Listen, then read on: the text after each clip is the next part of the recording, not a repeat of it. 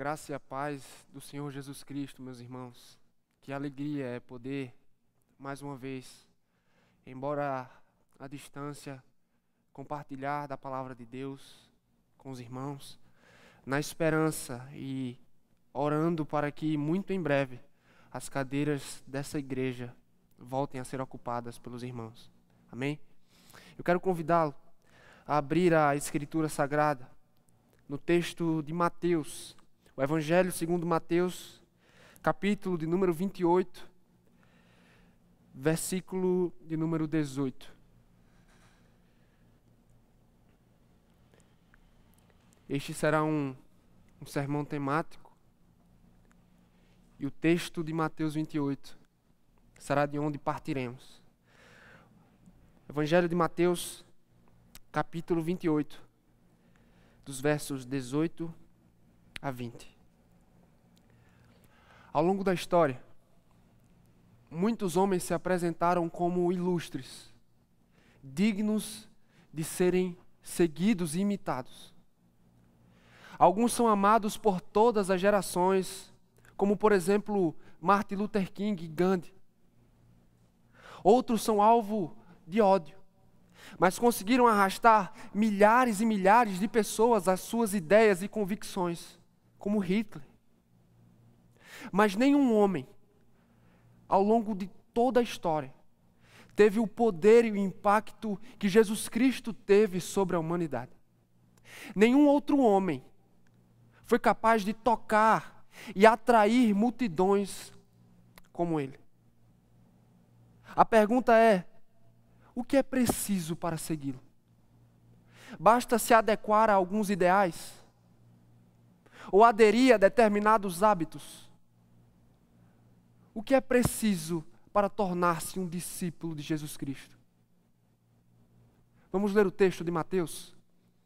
Mateus, capítulo 28, a partir do verso 18. Eis o que diz, irmãos, a palavra inspirada, infalível e inerrante do Senhor. Então Jesus aproximou-se deles e disse: foi-me dada toda a autoridade nos céus e na terra. Portanto, vão e façam discípulos de todas as nações, batizando-os em nome do Pai, do Filho e do Espírito Santo, ensinando-os a obedecer tudo o que eu lhes ordenei. E eu estarei sempre com vocês até o fim dos tempos. Vamos orar mais uma vez? Senhor, nós louvamos o Teu nome. Eu elevo a minha voz em oração neste momento, no nome de Jesus Cristo, a fim de que esse momento, Senhor, seja proveitoso ao nosso coração e à nossa alma. Que mais uma vez, Senhor, o Senhor estenda as Tuas misericórdias sobre a nossa vida. Que o Teu Espírito, o ministro por excelência, leve ao coração a palavra que o ministro não pode, Senhor, levar. A palavra, Senhor, pregada aqui, ela vai chegar aos ouvidos e quem sabe à mente de meus irmãos, mas é o Espírito quem levará ao coração. E é Ele quem tem o poder de fazer de pecadores discípulos de Jesus Cristo. É isso que eu te peço, Senhor. Age com poder no nosso meio. Fala aos nossos corações. É o que eu te peço, no nome de Jesus Cristo e para a glória dele. Amém. Estamos diante de um discurso de Jesus popularmente conhecido como a Grande Comissão. Suas palavras aqui são extremamente relevantes para o cumprimento dos propósitos de Deus. Para entendermos isso, eu lhe convido a observar este evento dentro do fluxo da narrativa de Mateus. O Senhor Jesus está falando aqui aos seus apóstolos, aos seus discípulos, após ter ressuscitado dentre os mortos. Toda a justiça fora cumprida por meio da sua obediência. Seu sacrifício em favor dos seus fora aceito pelo Pai. A obra da redenção fora completada por Ele, mas agora seus efeitos precisavam se estender a fim de alcançar os eleitos espalhados ao redor do mundo. Em virtude disso, o cabeça da igreja, que recebeu do Pai toda a autoridade, dá uma grande tarefa aos seus apóstolos, aos seus discípulos aqui, dizendo: façam novos discípulos de todas as nações. E isso é surpreendente, irmãos, porque até então a atenção de Jesus estava nas ovelhas perdidas de Israel, isto é, nos israelitas. Contudo, aqui o vemos ordenando aos seus discípulos que pessoas para além de Israel sejam introduzidas na aliança pelo batismo e ouçam e tenham conhecimento do Evangelho de Cristo Jesus. A ordem para fazer discípulos é muito clara, mas e quanto ao método? Como faremos discípulos? A resposta para essa pergunta, irmãos, está nas Escrituras. E se de fato somos igreja de Cristo, essa resposta precisa ser relevante também para nós. Por isso precisamos nos perguntar: como surge um discípulo de Cristo? Como surge um discípulo de Cristo? De acordo com as Escrituras Sagradas, no sermão de hoje eu vou apresentar 4 respostas. A primeira delas está no livro de Atos, capítulo de número 6, versículo 7. Como surge um discípulo? De acordo com Atos, pela proclamação da palavra. Pela proclamação da palavra. Eu aconselho a ter em mãos um caderno, um lápis, para anotar os pontos e os textos respectivos. Como surge um discípulo de Cristo? Pela proclamação da palavra. No Novo Testamento, meus irmãos, a proclamação da palavra é o método por excelência aprovado por Deus para produzir novos discípulos. No livro de Atos, por exemplo, não encontramos os apóstolos, muito menos a igreja, fazendo uso de outros métodos ou técnicas além da pregação. Eis o que diz o texto de Atos, capítulo 6, versículo 7. Assim, a palavra de Deus se espalhava. Crescia rapidamente o número de discípulos em Jerusalém. Um grande número de sacerdotes também obedecia à fé. Após a descida do Espírito Santo, no capítulo 2 de Atos, no dia de Pentecostes, os discípulos foram capacitados pelo alto, a fim de serem testemunhas de Cristo, da Judeia até os confins da terra. Desde então, o reino de Deus começou a alcançar discípulos de todas as nações, pela pregação do Evangelho influenciada pelo poder do Espírito. É o que acontece em Atos 2, quando Pedro se levanta, prega, e 3.000 pessoas são convertidas e batizadas naquele dia. É também o que encontramos aqui no verso 7 do capítulo 6. À medida que a palavra circulava em Jerusalém, vemos crescer o número de discípulos, inclusive entre o grupo dos sacerdotes. E por palavra aqui, irmãos, no texto, entenda o Evangelho de Jesus Cristo. Ao longo de toda a narrativa de Atos, vamos perceber a relação inseparável entre a proclamação da palavra, isto é, entre o anúncio do Evangelho e o crescimento no número de discípulos. Em um outro texto de Atos, capítulo 14, versículo 21, você não precisa abrir, eu vou ler. Encontramos o seguinte: eles, Paulo e Barnabé, pregaram as boas novas naquela cidade e fizeram muitos discípulos. Você percebe, esse padrão se repete ao longo de toda a narrativa. Mais do que isso, ele permanece para além dela. A condição para ser salvo é ouvir a palavra. E no texto que lemos no início de Mateus, é muito claro Jesus Cristo dizendo que o ensino é uma condição fundamental. É preciso ouvir a respeito dele.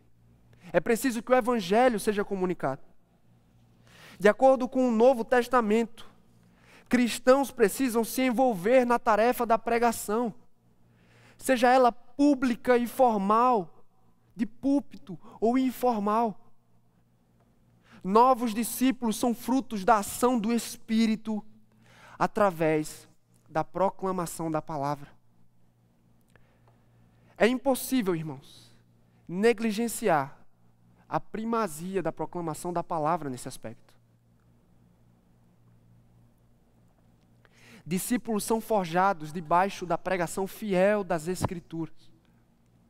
Portanto, para o nosso progresso e desenvolvimento no discipulado, precisamos fazer parte de uma igreja comprometida com a pregação das Escrituras. João Calvino colocou bem ao dizer que uma igreja fiel é reconhecida pela pregação da palavra e pela fiel administração dos sacramentos. Em toda a tradição reformada, a proclamação das Escrituras recebe prioridade. E em tempos onde a igreja vive uma crise de identidade, tentando se adaptar e se contextualizar a fim de tornar-se um ambiente agradável para os homens, precisamos redescobrir a relevância da pregação para o nosso desenvolvimento enquanto corpo e discípulos de Cristo. Por qual razão, irmãos? Porque quando a palavra é pregada, é Deus quem está falando à igreja. Cristo atua pela boca do ministro, disse Calvino, de tal modo que deseja que a boca do ministro seja reconhecida como sua boca, e seus lábios como os lábios de Cristo. Ou seja, quando eles falam por sua boca e declaram fielmente sua palavra. É o que diz também Paulo quando escreveu aos Coríntios: portanto, somos embaixadores de Cristo. Como se Deus estivesse fazendo seu apelo por nosso intermédio. Se desejamos ouvir com frequência a voz de Deus e sermos alimentados pela palavra, precisamos nos certificar do compromisso da igreja com a pregação da palavra de Cristo. Pregação expositiva, por exemplo, irmãos, é um bom sinal. A igreja tem necessidade de todo o conselho de Deus. Se já temos essa bênção, louvemos a Deus por isso, irmãos. Louvemos a Deus pelo fato de estarmos debaixo do cuidado de ministros e oficiais que põem aberto a Bíblia diante de nós. Se esse não é o seu caso, procure uma igreja cujo pastor e oficiais sejam homens zelosos e comprometidos com a pregação da sã doutrina. Afinal, verdadeiros discípulos nascem da pregação e são alimentados e desenvolvidos por meio dela também. Também é sábio, irmãos, que as igrejas ensinem e preparem os seus discípulos para fazerem o mesmo. Não foi o que Jesus fez com os 12, ou o que Paulo fez com Timóteo. De fato, há necessidade de nos colocarmos debaixo do ministério da palavra, público e formal. Contudo, se desejamos que a nossa comunidade saiba manejar as Escrituras e proclamá-la, a instrução doutrinária não pode ser negligenciada. Eu mencionei pouco a pregação informal do Evangelho, o evangelismo, por exemplo, até aqui. Mas o farei com mais detalhes à frente, mas pense comigo. Para que cristãos estejam aptos a também contribuir na obra de fazer discípulos, eles precisam estar aptos a comunicar o conteúdo fundamental das Escrituras, bem como suas doutrinas basilares. Oficiais, por exemplo, precisam se envolver no ensino e na instrução das suas ovelhas. Afinal de contas, a Escritura os chama para tal. O Evangelho precisa ser ensinado com tanta clareza, de modo que os nossos membros estejam aptos a reproduzi-lo para além de nossas paredes. Aos cristãos, aos que já são discípulos de Cristo, além de ouvirmos a pregação semanal no dia do Senhor, precisamos nos empenhar e crescer no conhecimento das Escrituras. Não é à toa que ela está cheia de imperativos, como, por exemplo, crescer na graça e no conhecimento de Jesus Cristo. Se não nos alimentarmos com frequência da palavra, se não enchermos a nossa mente, o nosso coração com o conteúdo das Santas Escrituras, com frequência e continuamente, seremos como soldados inertes no campo de batalha, despreparados e desprovidos de qualquer poder de fogo.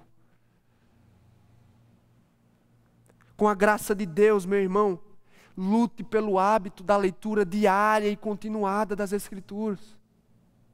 Alterne entre livros do Antigo e Novo Testamento, a fim de que você possa compreender o progresso da revelação de Deus em toda a Bíblia. Você tem desejo de aprender doutrinas e conceitos fundamentais? Eu recomendo que leia e estude os símbolos de fé da nossa igreja, a confissão e os catecismos, onde os temas fundamentais da Escritura são expostos e explicados. Além da leitura de bons livros teológicos. Aonde eu quero chegar com isso, irmãos? Esses são conselhos que, se seguidos com diligência, nos acrescentarão e nos farão aptos a contribuir com aqueles que estão na linha de frente, sendo nós também úteis para a formação de novos discípulos de Jesus Cristo. Como surge um discípulo de Cristo? Em primeiro lugar, pela proclamação da palavra. Em segundo lugar, irmãos, um discípulo de Cristo surge pela ação do Espírito Santo. E eu quero que você vá comigo agora para o Evangelho segundo João, capítulo de número 3, a partir do versículo de número 1. Evangelho de João, capítulo 3, verso 1 a 8.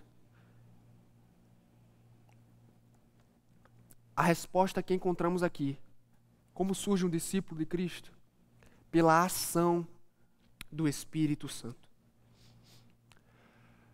As palavras de Jesus aqui neste texto, irmãos, descrevem exatamente como nasce um filho de Deus ou um discípulo seu. Diferente da concepção da época, na qual o relacionamento com Deus dependia da rigidez religiosa e do pertencimento a uma etnia, Jesus Cristo revela a esse mestre da lei ignorante que para entrar no reino dos céus é necessária uma obra sobrenatural do Espírito Santo do Senhor no coração do homem. Após as palavras iniciais de Nicodemos, Jesus trata de fechar as portas do seu reino para ele. Os métodos naturais conhecidos não eram suficientes. Era preciso uma obra do alto. Era preciso algo mais. E é por isso, no versículo 3, o autor registra, em resposta, Jesus declarou: digo-lhe a verdade. Ninguém pode ver o reino de Deus se não nascer de novo. A expressão nascer de novo deve ser entendida por nascer do alto. Isto é, nascer de Deus. Em outras palavras, Jesus está dizendo que para ser introduzido no povo e no reino de Cristo, é preciso algo mais do que reforma, mudança de hábito, transformações morais ou de comportamento. Ele precisa de uma profunda mudança no coração, na vontade e no caráter. E só Deus pode fazê-lo. E de fato isso é perturbador. É por isso que Nicodemos pergunta no verso 4, como pode alguém nascer sendo velho? É claro que não pode entrar pela segunda vez no ventre de sua mãe e renascer. Parece até ridícula, irmãos, uma pergunta dessas, vinda de um mestre na lei. mas é inevitável a confusão na mente de qualquer pecador. É por isso que Jesus o responde mais uma vez, versículo de número 5, digo-lhe a verdade. Ninguém pode entrar no reino de Deus se não nascer da água e do Espírito. O que nasce da carne é carne, mas o que nasce do Espírito é Espírito. Para esclarecer a questão, Jesus faz uso de uma linguagem com a qual aquele fariseu estava familiarizado. Primeiro, ele se utiliza dos rituais de purificação dos judeus, assim como a lavagem de água simbolizava a remoção da impureza. Assim o Espírito precisa lavar e remover a imundície do coração do homem. Por meio dos profetas, irmãos, Deus havia prometido o dia em que removeria o coração de carne endurecido, rebelde, e colocaria no lugar um coração de carne. Mais do que isso, Ele faria o Espírito habitar nos seus, levando-os assim a andar e permanecer nos seus caminhos. É exatamente sobre essa transformação sobrenatural que Jesus menciona aqui. É preciso uma intervenção do alto para que o homem abandone as obras do pecado e volte-se para Deus. O princípio fundamental ensinado por Jesus a Nicodemos aqui é: um filho de Deus, um discípulo de Cristo, não surge pela mera conformação externa à vontade de Deus. Pelo contrário, é necessário que o Espírito o conforme no coração internamente a Deus e a sua lei. Antes da obediência, vem a regeneração.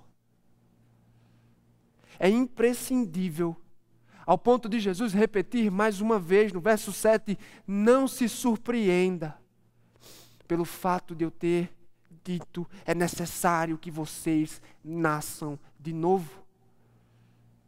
E para que ficasse claro, para aquele judeu que até então pensava poder conquistar o favor de Deus por suas próprias obras, Jesus conclui dizendo no verso 8, o vento sopra onde quer. Você o escuta, mas não pode dizer de onde vem, nem para onde vai. Assim acontece com todos os nascidos do Espírito. O que Jesus está dizendo é: a obra do Espírito não pode ser controlada pelo homem. Assim como o vento e sua direção estão para além de seu alcance, assim também a obra do Espírito no coração, soberana, incompreensível e misteriosa. Nela, o homem é passivo e Deus é ativo. Isso vale para cada um de nós. A tendência do homem natural é depender de si mesmo, ser responsável por suas decisões e escolhas. Contudo, no reino dos céus a regra é diferente. Somente o Senhor pode introduzir discípulos no seu reino.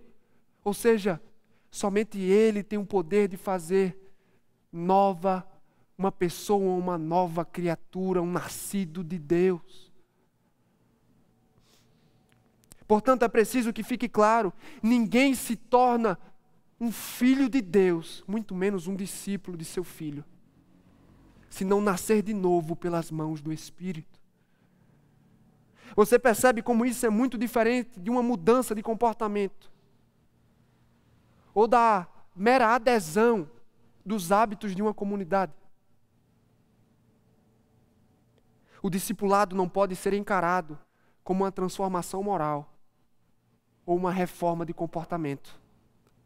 Os fariseus do tempo de Jesus se confiavam na observância da lei, na regularidade com a qual participavam dos cultos e da observância de seus ritos.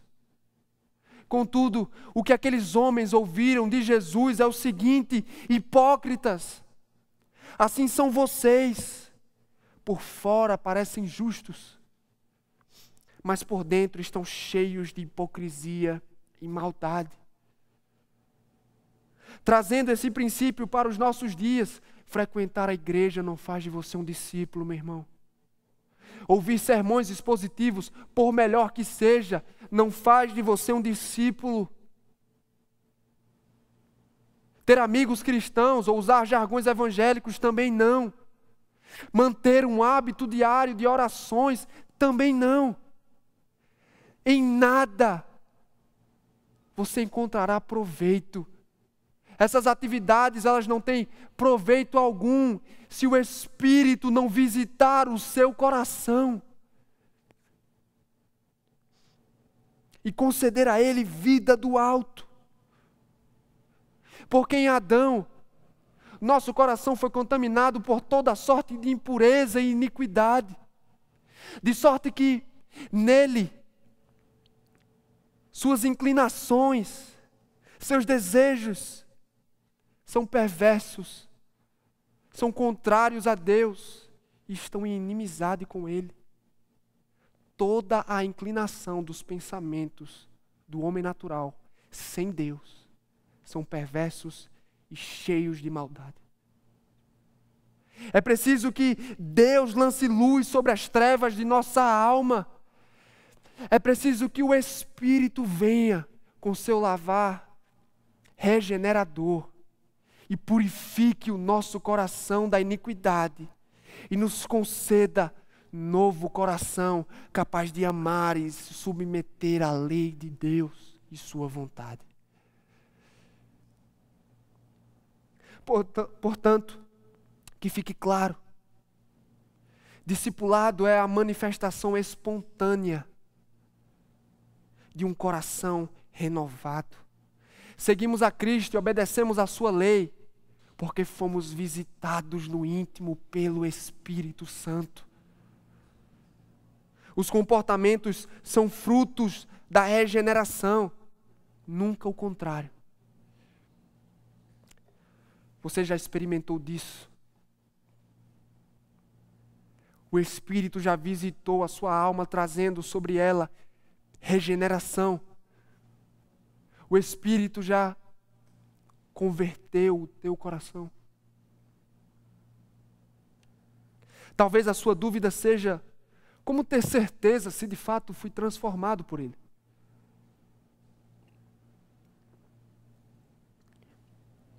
O meu conselho é: avalie o seu coração pelo espelho da palavra de Deus. Nela encontramos um diagnóstico claro para a nossa condição.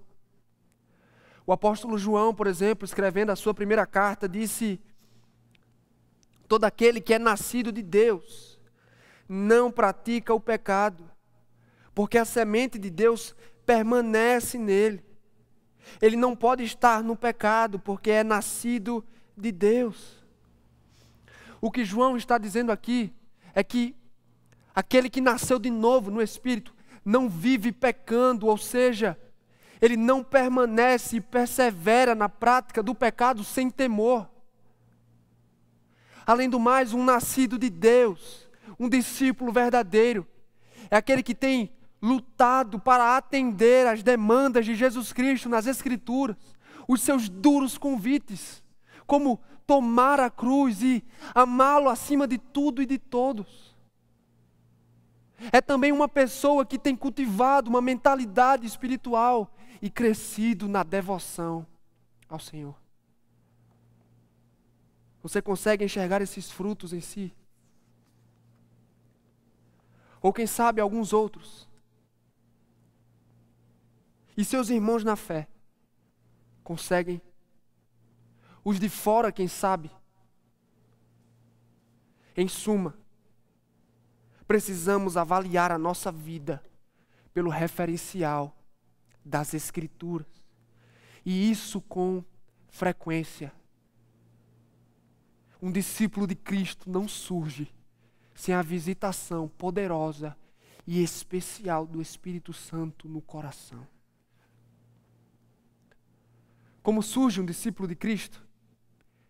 Vimos até agora, em primeiro lugar, que um discípulo de Cristo surge pela proclamação da palavra.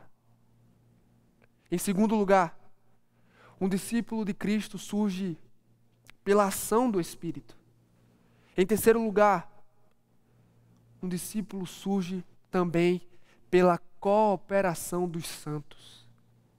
Pela cooperação dos santos. Vá comigo agora para a primeira epístola de Pedro, capítulo de número 2, versículo de número 9.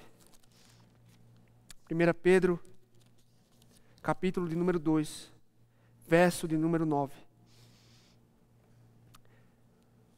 Se Deus, em sua soberania, é o protagonista na obra de fazer discípulos, precisamos nos perguntar qual é então a nossa parte. Será que aqueles que já são povo de Deus têm algo a contribuir nessa gloriosa missão? O texto de 1 Pedro nos oferece uma resposta teológica. Isto é, o texto nos oferece a função da igreja na missão, segundo o próprio Deus. A partir do verso 9, o apóstolo Pedro diz: vocês, porém, são geração eleita, sacerdócio real, nação santa, povo exclusivo de Deus, para anunciar as grandezas daquele que o chamou das trevas para a sua maravilhosa luz. Se por um lado Pedro o afirma anteriormente, o Evangelho de Cristo é pedra de tropeço para os incrédulos, para a igreja ele traz grandes implicações. Você está familiarizado com a linguagem que o apóstolo usa aqui? Pois ele está usando as mesmas descrições que foram usadas para Israel no Antigo Testamento e as aplicando à igreja. Ela, a igreja, a semelhança de Israel, fora escolhida pela graça soberana de Deus. Ela também fora separada do meio dos povos para refletir o caráter e a santidade de Deus ao andar em novidade de vida.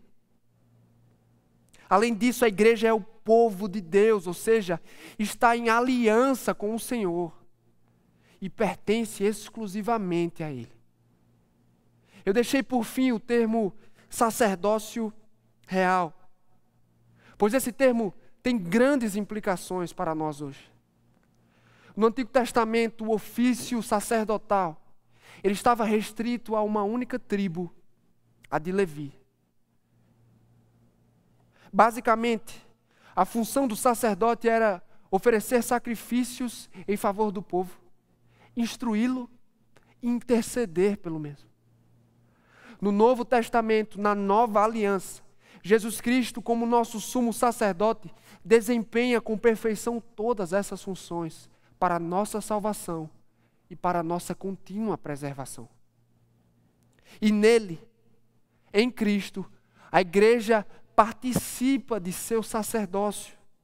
Isto é, todo crente, todo discípulo é chamado a servir a Deus agora, intercedendo pelos perdidos e anunciando as suas maravilhas. É exatamente essa a finalidade descrita por ele, para anunciar as grandezas daquele que o chamou das trevas para a luz. A igreja tem um papel ativo de anunciar o evangelho da graça, de proclamar as virtudes e promessas de salvação que são prometidas na pessoa de Jesus Cristo. Deus lança luz na alma dos pecadores que estão em trevas e debaixo da condenação do pecado, à medida que o seu povo proclama e anuncia suas promessas de redenção. E qual deve ser a nossa motivação enquanto povo de Deus, segundo o apóstolo Pedro? Versículo 10. Antes, vocês nem sequer eram povo, mas agora são povo de Deus. Não haviam recebido misericórdia, mas agora a receberam. Antes de todos os privilégios, os cristãos também estavam debaixo da sombra da maldição e da condenação.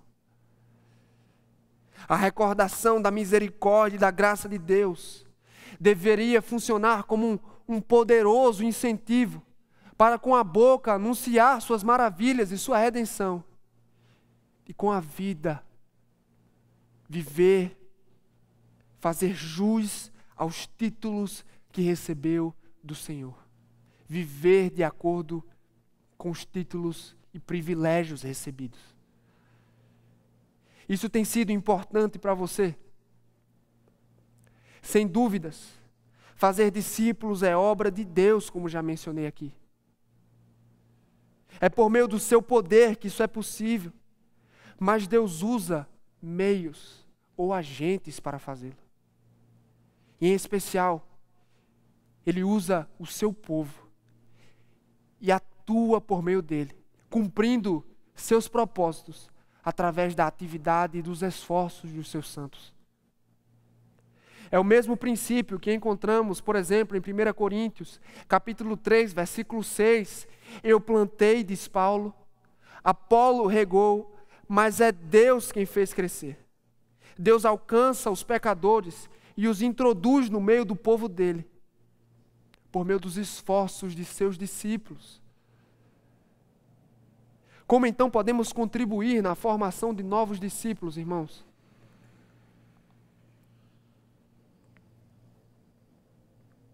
Em primeiro lugar, quando a igreja desenvolve com excelência as funções e privilégios que recebeu do Senhor. Quem nunca ouviu a expressão, com grandes poderes vem grandes responsabilidades? Pois é, no caso da igreja isso é mais verdade do que nunca. Você se recorda os termos que o apóstolo Pedro usou para descrevê-la? Pois bem, isso implica dizer que temos muito trabalho a fazer, irmãos. Na época da Reforma Protestante, Martinho Lutero rompeu com o entendimento da Igreja Católica, que tratava a respeito da necessidade do cristão de ter um sacerdote intermediário. Para ele, Lutero, todo crente tem acesso direto a Deus por meio de Jesus Cristo. Mais do que isso, na nova aliança, todos participam do sacerdócio de Jesus, sendo eles mesmos sacerdotes do Rei. Isso não significa dizer que não deveriam existir ofícios dentro da igreja, como, por exemplo, pastores e presbíteros. Significa que responsabilidades que antes estavam restritas e eram exclusivas de determinadas pessoas, agora se estendem para todo o corpo. Como, por exemplo, anunciar as maravilhas de Deus. Tratamos anteriormente sobre a pregação pública e formal da palavra. Mas isso não significa dizer que a pregação informal, isto é, a pregação do Evangelho, a evangelização não seja eficiente. Ambas são eficazes e utilizadas em ocasiões diferentes para a salvação e para o chamado dos eleitos de Deus. Será que tem sido assim conosco? Será que temos obedecido às ordens de Jesus de fazer discípulos e de lhes ensinar o Evangelho? Em Atos dos Apóstolos, observamos que a pregação não era tarefa exclusiva dos apóstolos. Mas os cristãos anunciavam a palavra por onde iam. É o nosso caso, irmãos. Temos feito isso na escola, no trabalho, na faculdade, no Uber. São várias as oportunidades e você não precisa ser um profissional. O Evangelho é simples e poderoso para salvar. Além de anunciar o Evangelho, podemos também interceder para que Deus faça novos discípulos.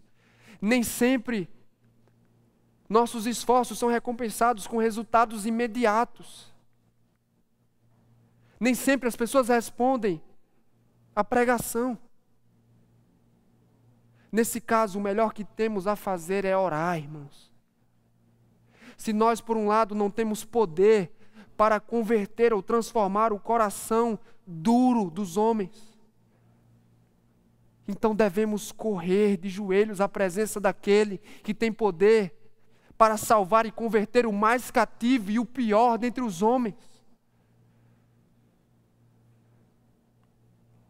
Ore por seu pai, seus irmãos, seus colegas de trabalho.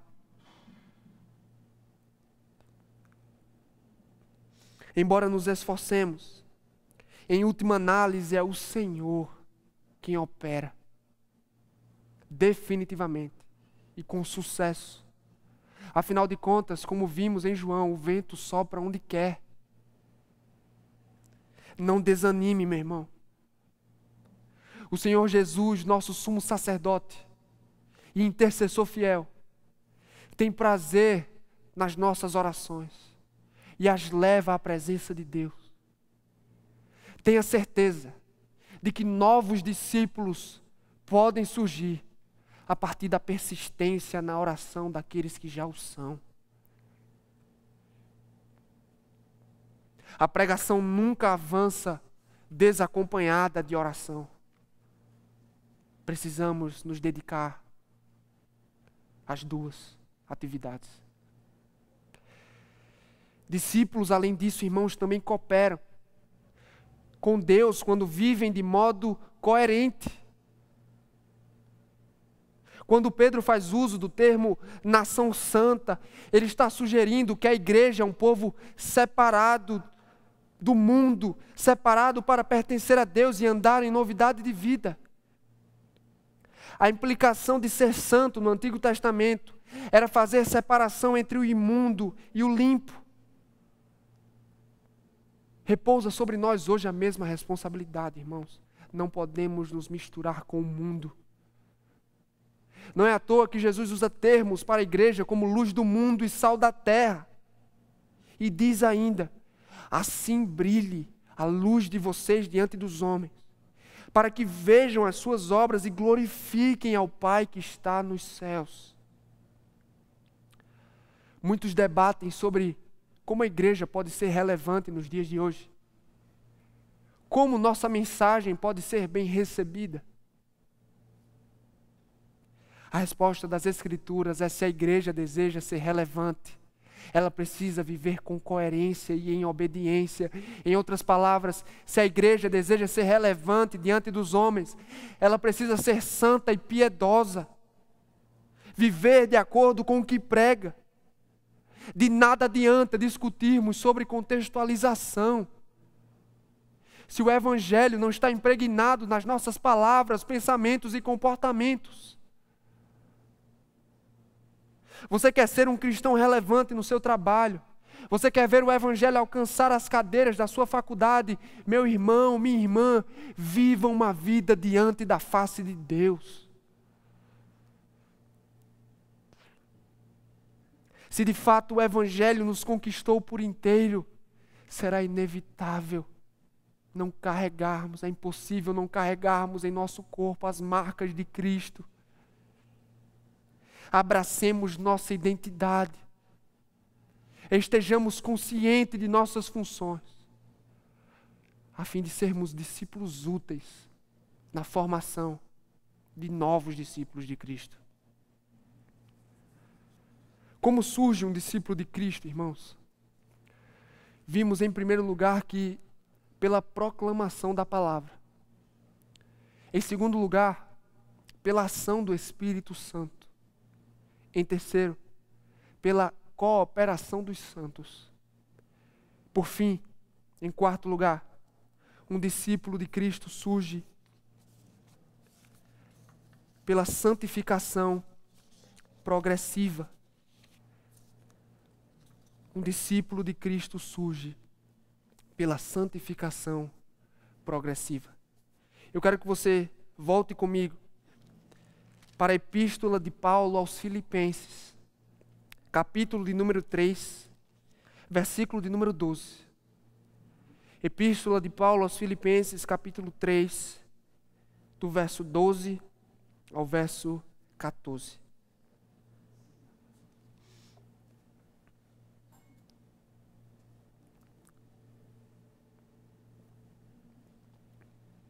De fato, se não nascer de novo, o homem não pode entrar no reino de Deus. Foi o que Jesus disse. Mas isso não significa que, após a regeneração, o homem está plenamente aperfeiçoado. Pelo contrário, ser regenerado é a obra que inicia um processo que dura por toda a vida em busca de santidade e semelhança com Cristo. Ao discípulo deste, cabe entender que o discipulado é uma longa jornada de altos e baixos até a perfeição. É exatamente sobre isso que o apóstolo Paulo escreveu no capítulo 3 de Filipenses, enquanto esteve preso em Roma. No verso 12 ele diz, acompanhe comigo: não que eu já tenha obtido tudo isso, ou tenha sido aperfeiçoado, mas prossigo para alcançá-lo, pois para isso também fui alcançado por Cristo Jesus. Mas o que Paulo tinha em mente? O que tanto ele almejava conquistar? Sendo bem direto, o desejo de Paulo era progredir no conhecimento de Cristo e na semelhança com Ele. Isso está claro nos versos anteriores. Fazendo uso das linguagens da corrida da época, o apóstolo admite que ainda não cruzou a linha de chegada, que na pista da vida cristã ele ainda não tem uma performance impecável, ele não alcançou a perfeição. Contudo, perceba que apesar disso, ele continua avançando e progredindo em direção ao seu alvo. Isto é, a imperfeição não o impede de continuar correndo. Afinal, é para isso que ele foi chamado. Ele foi alcançado por Cristo para que pudesse alcançar a Cristo. E ele prossegue no verso número 13, dizendo: irmãos, não penso que eu mesmo já o tenha alcançado, mas uma coisa faço, esquecendo-me das coisas que ficaram para trás e avançando para as que estão adiante. Após admitir mais uma vez que ele ainda não caminha ou corre como gostaria, o apóstolo Paulo nos apresenta duas resoluções que adotou para cruzar a linha de chegada. Primeiro, Paulo jamais corria olhando para trás. Isto é, ele resolveu jamais colocar os olhos ou a mente naquilo que prejudicava ou destruía o seu entusiasmo ao longo da corrida. Ele não se descuidaria ao considerar seus méritos e conquistas passadas. Muito menos se concentraria e perderia tempo recordando os seus erros e tropeços ao longo do caminho. Sua preocupação agora era avançar a todo custo, avançando para as que estão adiante. E a imagem por trás dessa expressão é do homem que compromete todos os seus músculos, todo o seu fôlego e todo o seu esforço para agarrar com as mãos o prêmio final. É nesse mesmo espírito que no verso 14 Paulo continua: prossigo para o alvo, a fim de ganhar o prêmio do chamado celestial de Deus em Cristo Jesus. O sentido de suas palavras é simples: todo cristão recebeu do alto um chamado. Esse chamado celestial tem início quando o Espírito opera a regeneração, e é este chamado quem direciona toda a nossa vida. Para o quê? Para o alvo e para o prêmio da corrida, que são um só: o pleno conhecimento e a semelhança com Cristo. Paulo luta com todas as suas forças, não para conquistar sua salvação, mas para desenvolvê-la, isto é, para estender os seus efeitos e para contribuir com a ação de Deus, para que o caráter de Cristo seja impresso no seu. De modo totalmente contrário à mentalidade imediatista da nossa cultura, O discipulado é um processo de aperfeiçoamento que se estende por toda a nossa vida. Segundo Paulo, seguir a Jesus Cristo é como correr uma dura e árdua maratona, cujo fim é certo, vitória. Você crê nisso? Essa é uma questão muito importante, pois muitos confundem o objetivo dessa prova. Portanto, certifique-se de estar correndo pelo motivo correto. Não merecer a salvação, mas desenvolvê-la. Cuidado para não estar correndo com a motivação errada. Conquistar com as suas mãos a salvação. Em nenhum momento Paulo dá a entender que a recompensa de seus esforços seria a sua salvação. Ele mesmo escreveu de punho aos Gálatas no capítulo 2, dizendo: sabemos que ninguém é justificado pela prática da lei, mas mediante a fé em Cristo Jesus. Não é pela salvação que Paulo corria, ele já a tinha recebido. É por isso que precisamos ter em mente qual é o nosso status e a nossa condição diante de Deus. Pela fé em Jesus Cristo, sua obra perfeita e terminada, você foi considerado justo e reto diante dele. O que isso significa?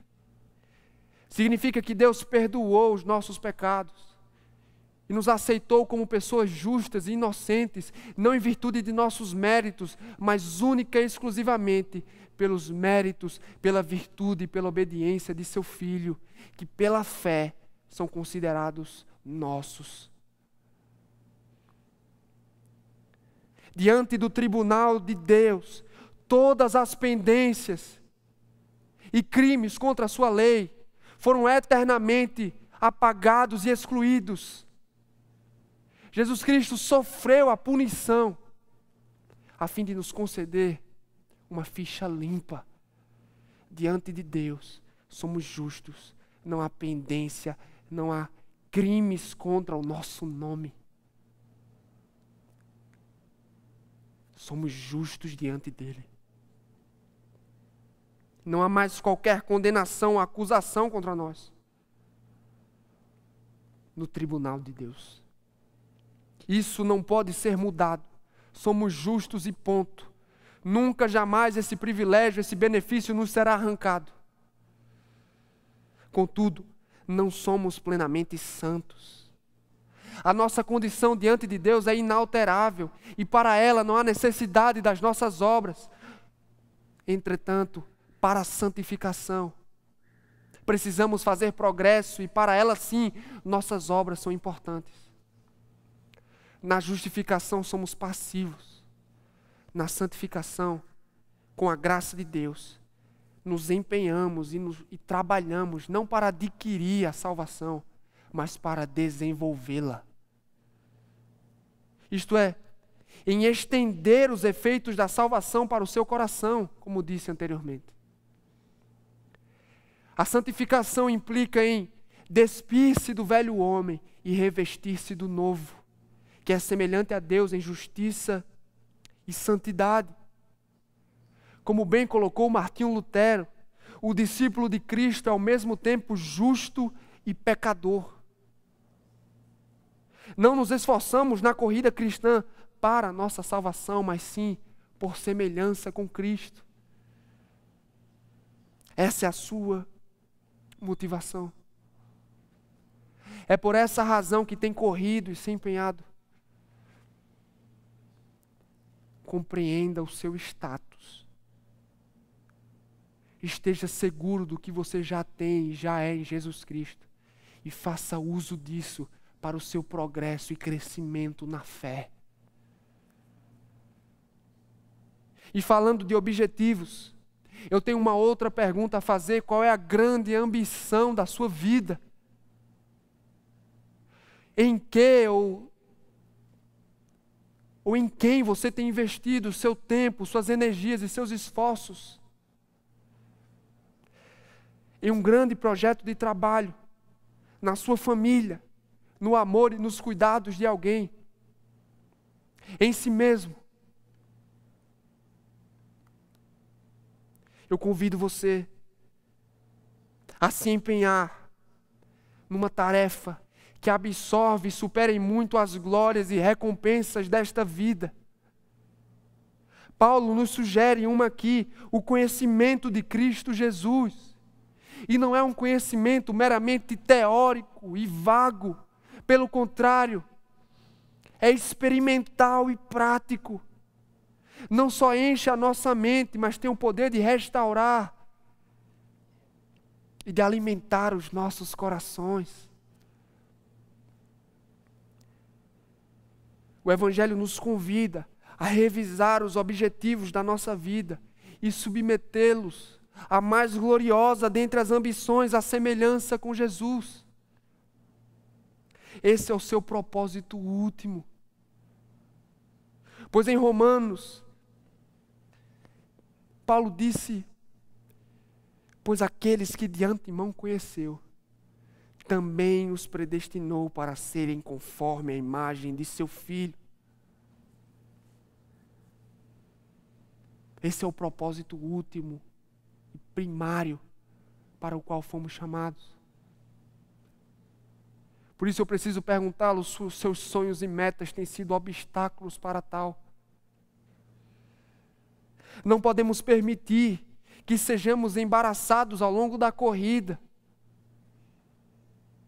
Não podemos, irmãos, investir energia e esforços em outros objetivos ao ponto de corrermos cansados em direção a este que é maior do que todos os outros.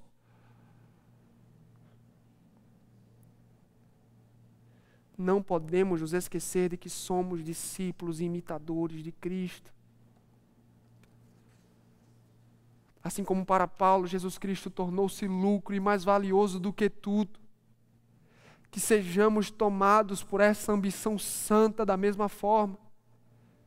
Um homem que termina a sua vida tendo alcançado tudo, sucesso, fama, nesta vida é considerado um vencedor segundo este mundo. Contudo, alguém que se diz cristão, que conquistou todas as coisas e construiu para si impérios, mas que não fez progresso algum no conhecimento e na graça de Cristo, é um fracasso espiritual. É hora de reorientar nossos objetivos. Não estou dizendo que devemos abandonar o que estamos fazendo, não. Mas que devemos nos empenhar de corpo e alma, de nos comprometermos com esta ambição santa, e depositarmos os nossos esforços nisso. Esta não é uma corrida, irmãos, por outro lado, onde dependemos das próprias pernas. Ou seja, Deus está em nosso favor.